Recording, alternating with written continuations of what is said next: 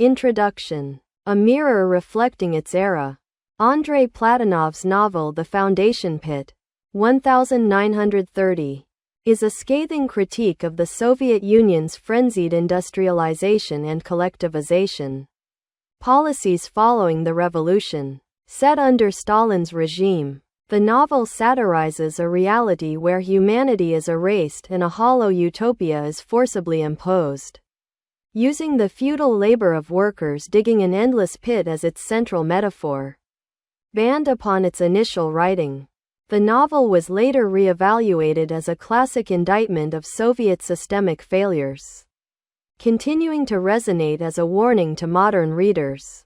Summary. Unending labor. Vanishing hope. The protagonist, Vashchev, wanders in search of life's meaning before joining a construction site where workers are tasked with digging the foundation pit for a grand proletarian communal building.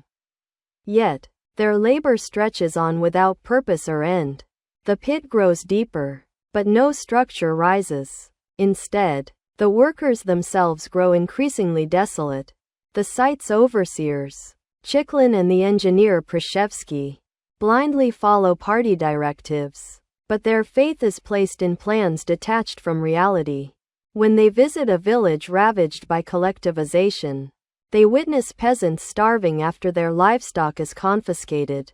Those who resist are branded counter-revolutionaries and purged.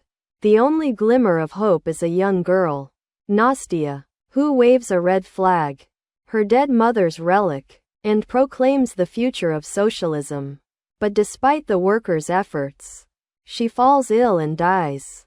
In the end, the pit becomes a grave, and the laborers continue their endless digging, left with nothing but emptiness. Analysis. The anti-space of utopia. 1. Mechanized humans and the loss of identity. Platonov depicts the workers as mere tools, stripped even of their names. They obey party orders, their bodies trapped at the worksite and their souls hollowed out. Vashchev arrives seeking the truth of life but finds only meaningless toil. A symbol of how totalitarianism erases individual identity. 2. The collapse of language and communication. The characters fail to hold real conversations. Party slogans and propaganda obscure the pain of lived experience. For instance, when a peasant cries, "We want socialism," it is a coerced lie spoken only to survive. Platonov reveals how ideology distorts language and destroys human essence. 3. The paradox of utopia. The pit is not a foundation for the future but a trap leading to death. The excavated dirt buries corpses, and the building that never rises becomes a metaphor for a failed ideal. Nastya's death is especially brutal. Her burial in the pit signifies the collapse of socialism's promise to the new generation. Review. Reflecting on today's foundation pits. The Foundation Pit is more than an anti-Soviet work. Platonov himself once believed in revolutionary ideals but mourned as reality was crushed under dogma. His prose, poetic yet piercing, forces readers to contemplate silent despair. For example, the line, "They dug the earth for the future, but only the bones of the past emerged," warns of history's cyclical nature. The novel raises timeless questions. Does progress justify human sacrifice? Power that demands sacrifice by inventing external enemies exists everywhere. Today's readers, amid climate crises and AI arms races, may be digging their own pits.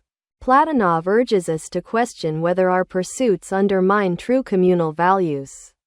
Conclusion. Literature's power to transcend despair. Though bleak, the foundation pit flickers with compassion. In moments when the workers care for Nastya, emotion seeps through the cracks of rationality and systemized cruelty. Platonov suggests that confronting void is the first step toward change. This novel is not just a relic of the past but a timeless caution against the dangers of dogmatic ideology, a work that must be read as a meditation on humanity itself.